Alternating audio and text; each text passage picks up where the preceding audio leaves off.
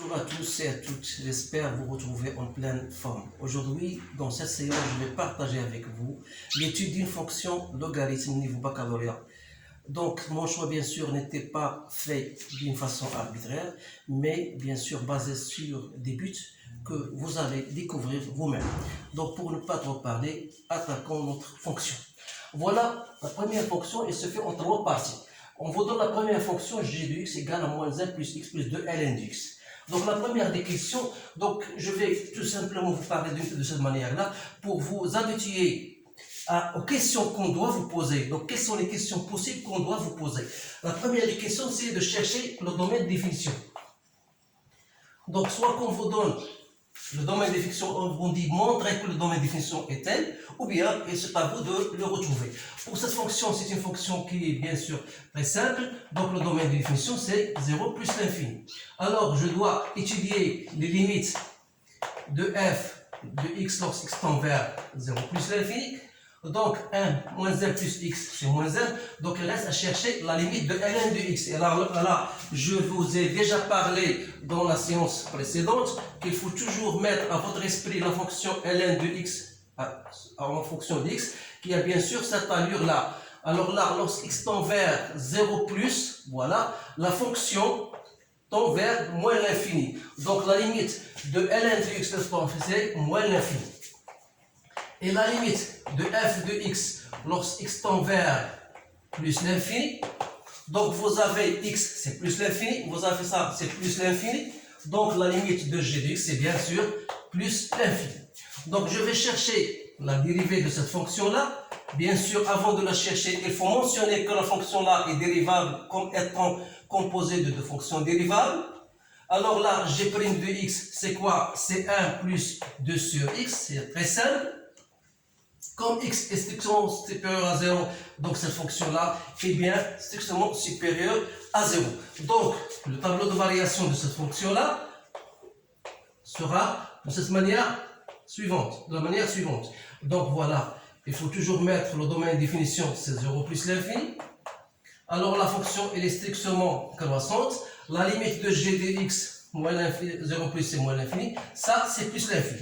Alors là, une fois que je trouve ce domaine de définition de cette manière-là, ça veut dire que la courbe représentative de la fonction va monter de moins l'infini jusqu'à plus l'infini. Ça veut dire qu'il va couper l'axe des abscisses pour un certain point alpha, tel que g de alpha égale à 0. Là, comment on va déterminer g de alpha? Il faut qu'on teste résoudre l'équation g de x égale à 0. Alors là, si vous avez une intuition, ou bien on vous aide, franchement, on vous aide à calculer g de 1. Donc, calculons g de 1, vous remarquez que g de 1 égale à 0. Ça veut dire que cette valeur alpha n'est autre que la valeur 1. Donc, on a g de 1 égale à 0. C'est-à-dire quoi? C'est-à-dire que la fonction va monter de moins l'infini jusqu'à 1. Et là, à partir de 1 plus l'infini sera positif, et à partir de 0 jusqu'à 1 sera négatif. Donc, ce qu'on va écrire là. Donc, quel que soit x appartenant à 0, 1, on aura g de x est inférieur strictement à 0. Et quel que soit x appartenant à 1 plus l'infini, on aura g de x, bien sûr, est strictement supérieur à 0. Alors là, ces deux choses-là, on va l'utiliser bien sûr pour attaquer notre nouvelle fonction. Bien sûr, la deuxième partie, il va se baser essentiellement sur le fait que g de x elle est négatif pour 0,1 et g de x elle est strictement positive lorsque c'est supérieur à 1. Donc il faut bien noter ça parce qu'on va l'utiliser. Alors, une fois on a fait ça, on va donc passer à la seconde partie, la partie grand 2, l'étude de cette fonction f. Alors là, vous avez f de x égale à x moins x carré ln de x pour x strictement supérieur à 0 et f de 0 égale à 0. Donc, la première des questions, supposons qu'on veut dire, voilà, déterminer le domaine de définition de cette fonction. Alors, la plupart des étudiants, il va vous dire, voilà, le domaine de définition sera 0 plus l'infini. Bien sûr, en mettant, bien sûr, on va dire, parce que ln de x est défini pour 0 plus l'infini. Mais comme la valeur de 0, on vous donne la valeur de 0, ça veut dire que le domaine de définition n'est plus 0 plus l'infini, mais 0 inclus plus l'infini. Alors là, il faut bien faire attention à ceci parce que ce sont des pièges qu'il faut bien éviter. Donc, une fois que j'ai trouvé le domaine de définition, j'ai f de 0 égale à 0. Donc, quelle est la question qu'on va vous poser? Étudier la continuité. Donc, on va étudier la continuité de f au voisinage au point 0. Alors là, il faut chercher la limite de f de x lorsqu'x tend vers 0, bien sûr à 0 plus. Donc c'est la limite de 0 plus de x au carré ln de x. Ça, c'est pas un problème. Donc x au carré ln de x lorsqu'x tend vers 0 plus, je peux l'écrire comme étant, c'est la limite lorsqu'x tend vers 0 plus de x ln de x. Ça, c'est déjà connu en cours, c'est 0 fois 0, donc ça donne 0. Et même en plus de ça, vous avez la limite de xn ln de x lorsqu'x tend vers 0, c'est toujours 0. Donc on aura la limite égale à 0, qui n'est autre que f de 0. Alors là, on dit que la fonction est bien continue en 0. Donc voilà la réponse à cette question. Donc étudier la continuité, on va étudier maintenant la dérivabilité. Dérivabilité, voilà, ce sont des choses que vous devez savoir. La dérivabilité de f au point 0, bien sûr à droite de 0. Là, vous devez chercher la limite de f de x moins f de 0 comme f de 0 égale à 0 sur x moins x0. Donc f de x sur x, c'est quoi? Je le fais directement, c'est 1 x ln de x. Alors, si je cherche la limite de f de x sur x, lorsqu'il tend vers 0 plus, donc la limite de x ln de x c'est 0, donc il reste 1. Comme 1 appartenant à R, donc ça dit que la fonction est bien dérivable à droite de 0, et cette valeur-là que j'ai trouvée n'est autre que la valeur g', plutôt f', pardon, f' de la valeur 0. Alors là, quelle est la phrase ou bien l'interprétation géométrique que vous allez écrire? Vous allez écrire que la fonction f est dérivable à droite au point 0. Ça veut dire que la fonction représentative admet une tangente à droite de 0 d'équation x, d'équation y, f' de 0 fois x plus f de 0. C'est-à-dire que y, f' de 0 n'est autre que 1, donc c'est x, f de 0 égale à 0. Donc voilà l'équation de la tangente au point 0. Il faut bien mentionner cela parce qu'on va utiliser dans ce cas lorsqu'on va bien sûr tracer la courbe représentative de la fonction f. Voilà ce que vous devez savoir. Donc on a parlé de la continuité, on a parlé de la dérivabilité à droite de 0. Maintenant on va chercher donc la dérivée de cette fonction-là. Mais avant, il y a d'autres questions, bien sûr. Avant de chercher même la dérivée, on doit chercher les limites aux bornes de f. C'est-à-dire la limite de f aux bornes de domaine de définition. Alors là, on n'a qu'une seule borne, c'est la limite de f de x lorsqu'x tend vers plus l'infini. Donc plus l'infini moins l'infini, c'est une forme indéterminée. Donc je dois mettre x en facteur, donc x de 1 moins x ln de x, là c'est plus l'infini avec ce moins, c'est moins l'infini, ça c'est plus l'infini, donc on aura égal à moins l'infini. Une fois j'ai trouvé la limite égale à moins l'infini, je serai obligé de chercher la limite de f de x sur x pour étudier la branche infinie. Donc la limite de f de x sur x lorsqu'x tend vers plus l'infini, c'est autre que quoi? Donc je divise par x, il reste un x ln de x. Alors c'est bien moins l'infini. Donc limite de f de x sur x est égale à moins l'infini. Donc je dis que dans ce cas, que la fonction représentative, ou bien la courbe représentative de f admet une branche parabolique de direction OY. Bien sûr, elle sera vers moins l'infini. Voilà, on a étudié donc la continuité, la dérivabilité, les limites au bord. On va passer à autre chose, c'est de chercher la dérivée. Donc bien sûr, il faut toujours mentionner que la fonction est bien dérivable, puisqu'il s'agit d'une fonction composée de fonctions dérivables. Alors là, on veut dire montrer que f' de x égale, je pense, voilà, c'est bien ça. Montrer que f' de x égale x g de 1 sur x. Voilà le nouveau dans cette fonction-là. Donc, j'ai choisi cette fonction-là. Voilà, il y a un truc là qu'il faut bien sûr s'habituer à le formuler dans votre esprit et de bien le travailler. Donc, voilà f' de x. Donc, f' de x, c'est facile à déterminer. Donc, c'est 1 moins. La dérivée de x carré, ln de x. La dérivée de la première, c'était 2x fois ln de x plus x au carré fois la dérivée de la seconde, c'est 1 sur x. Donc, on aura 1 moins 2x ln de x plus bien moins x. Alors là, on veut dire de montrer que ça égale à x g de 1 sur.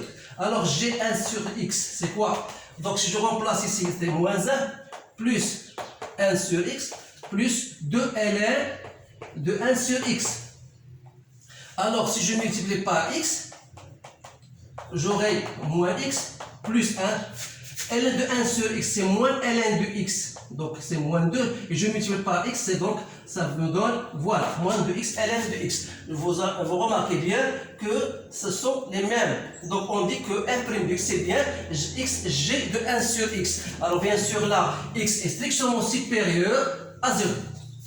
Alors là, c'est quel que soit, bien sûr, donc on a démontré que x égale g de 1 sur x, bien sûr, quel que soit x strictement supérieur à 0. Alors là, f' de x égale à 0, ça veut dire quoi? Ça veut dire que g de 1 sur x égale à 0. Alors d'après la question qu'on a déjà montré, qu'on a montré que g de 1 égale à 0, ça veut dire que 1 sur x égale à 1. Donc ça veut dire que x égale à 1. Voilà où s'annule la fonction f' de x. Donc si la fonction f' s'annule en ce point, ça veut dire qu'il y a une demi-tangente horizontale au point x égale à 1. Donc il faut chercher bien sûr f de 1. f de 1 c'est quoi? C'est 1. Donc f de 1 c'est 1, donc on va utiliser ceci dans la suite. Donc maintenant, ce qui est très important, comment on va démontrer que la fonction est décroissante ou bien décroissante? Donc puisque f' est égal à ça et x est strictement supérieur à 0, ça veut dire que le signe de f' de x est celui de g de 1 sur x. Alors là, vous devez revenir à la partie 1 qu'on a déjà trouvé. On a dit que g de 1 sur x, je vais poser comme ça, comme étant égal à une valeur t. G de 1 sur x est positif, ça veut dire que x est supérieur, ça veut dire que 1 sur x doit être supérieur à 1. Alors là, ça veut dire que x est inférieur à 1. Alors là, pour x inférieur à 1, j'ai trouvé g de 1 sur x est positif. Alors là, f' est positif, ça veut dire que la fonction là, elle est croissante sur quel intervalle? Sur l'intervalle sera inférieur à 1. Donc entre 0 et 1. Par contre, quand est-ce que g de 1 sur x sera négatif? Alors là, g de 1 sur x sera négatif lorsque 1 sur x est inférieur à 1. C'est-à-dire que 1 sur x sera compris entre 0 et 1. Donc dans ce cas-là, ça veut dire que x appartient à quel intervalle? 1 sur x est inférieur à 1, ça veut dire que x est supérieur à 1. Donc c'est 1 plus l'infini. Alors là, voilà le nouveau dans cette fonction-là. Donc là, je vais maintenant dresser le tableau de variation de la fonction f de x.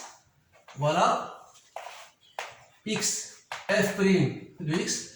Voilà f de x, voilà 0 plus l'infini. La fonction, bien sûr, n'est pas définie pour 0 la f'. Donc on a trouvé que ça annule au point 1. Alors là, on a dit que pour x strictement supérieur à 1, la fonction elle est négative, ça décroissante, et ça cause. Donc il y aura bien sûr cette allure. Limite de moins l'infini plus l'infini, on a trouvé c'est moins l'infini. F de 0, c'est 0, et F de 1, c'est 1. Voilà tout ce que nous avons, bien sûr, dans cette fonction. Est-ce qu'il y a d'autres questions qu'on n'a pas traitées? Donc on a dressé le tableau de variation. Donc il y a une autre question, montrer que l'équation, ça c'est très intéressant. Montrer, je vais l'écrire pour que vous puissiez bien sûr la refaire. Vous aurez le temps de le faire. Montrer que l'équation f de x égale à 0 admet une solution unique alpha appartenant à 2. Alors là, vous allez faire appel au théorème des valeurs intermédiaires. Soi-disant, bien sûr, il y a deux conditions. Alors la fonction f, elle est continue sur l'intervalle 1, 2 d'après le tableau de variation et décroissante. Deuxième des choses, il faut chercher f de 1 et f de 2. Alors f de 1 égale à 1, f de 2 ça fait 2 moins 4 ln de 2, donc c'est une valeur négative. Ça veut dire que f de 1 fois f de 2 est strictement inférieur à 0. Alors, ces deux conditions sont bien remplies. On dit que la fonction f de x admet une solution unique entre alpha entre 1 et 2. Maintenant, on va étudier le signe de f de x moins x. Étudier le signe de f de x moins x. Étudier le signe de f de x moins x. Ce sont des questions qu'on pose généralement. Alors là, étudier le signe de f de x moins x. Pourquoi x? Parce que l'équation, on a la droite d'équation y égale à x. On veut étudier la position de c de f et de la droite d'équation y égale à x. Alors là, vous devez chercher le signe de f de x moins x. Voilà f de x moins x n'est autre que moins x au carré ln de x. Alors dire que f de x est positif. Alors là, f de x moins x, le signe de f de x moins x, c'est le signe de quoi? C'est le signe de moins ln de x. Alors là, je vais toujours faire appel à la fonction ln de x. Ln de x est strictement supérieur à 0 dans le cas où x est supérieur strictement à 1. Et elle est négative dans le cas où x est compris entre 0 et 1. Dire que f de x moins x est positif, ça veut dire que la fonction ln de x devra être négative lorsqu'on va faire entrer sur moins sera positif. Donc ln de x est négatif, ça veut dire que x doit appartenir à 0, 1. Alors là, dans ce cas-là, c de f sera au-dessus de la droite d'équation y égale à x.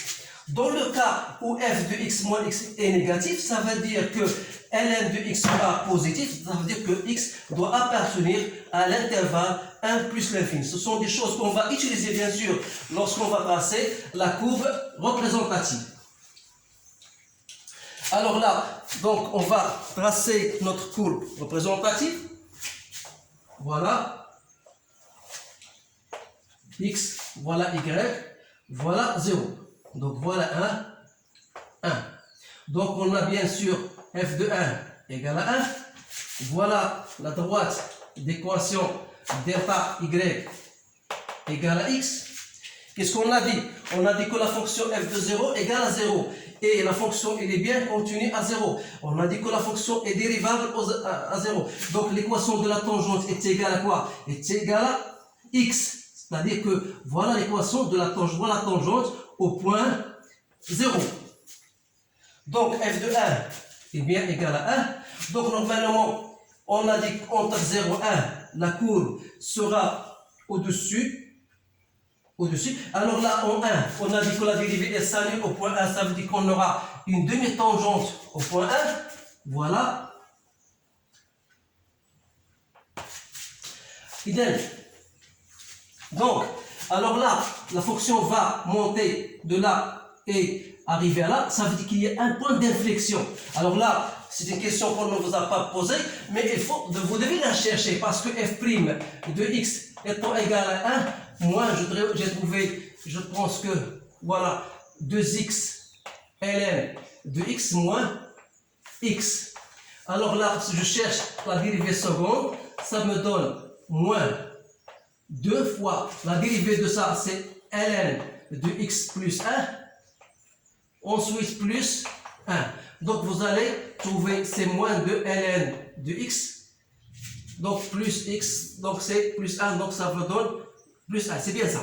Donc pour ne pas sauter les étapes, je vais la chercher ici. C'est rien pour vous montrer qu'il faut bien chercher. Donc je vous laisse le temps de calculer f' de x. Donc vous avez f' de x égale 1 moins la dérivée de x carré, c'était en 2x ln de x plus x carré fois 1 sur x, ça veut dire x.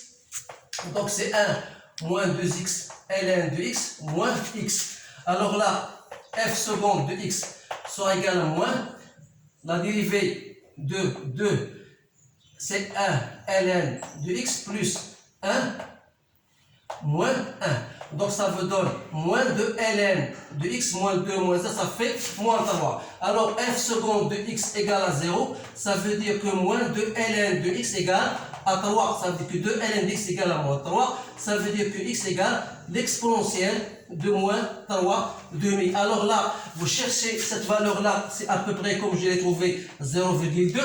Alors il y a un point d'inflexion, donc la courbe va monter comme ça. Voilà. Et va descendre vers un point, bien sûr, alpha entre 1 et 2. On a dit qu'il y a une valeur alpha compris entre 1 et 2. Donc voilà la courbe qui sera de cette manière. Donc voilà C de f. Donc ça monte.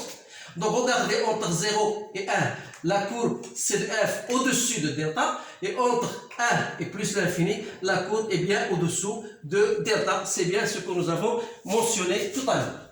Alors là, il reste une troisième partie, toujours liée à cette fonction, c'est lorsqu'on vous donne une suite, bien sûr, liée à une fonction f. Alors on vous donne, voilà, on vous donne u0, soit la suite un définie u0 égale à 1 demi, et on vous donne f de un égale à un plus 1. La première question, on veut dire montrer que un est compris entre 0 et 1. Alors là, vous devez la montrer par récurrence, en prenant par exemple pour n et appartenant à n. Pour n égale à 0, vous avez 0 égale à 1 demi, et 1 demi, c'est bien compris entre 0 et 1. Alors là, il faut montrer que un plus 1 et n aussi compris entre 0 et 1. Alors là, qu'est-ce que vous allez faire? Vous avez un comme étant x. Un est compris entre 0 et 1. Un compris entre 0 et 1. La fonction, comment elle est? Elle est croissante. Ça veut dire que f de un sera compris entre f de 0 et f de 1. C'est-à-dire un plus 1 est compris entre f de 0 c'est 0 et f de 1 c'est 1. Donc c'est facile à montrer.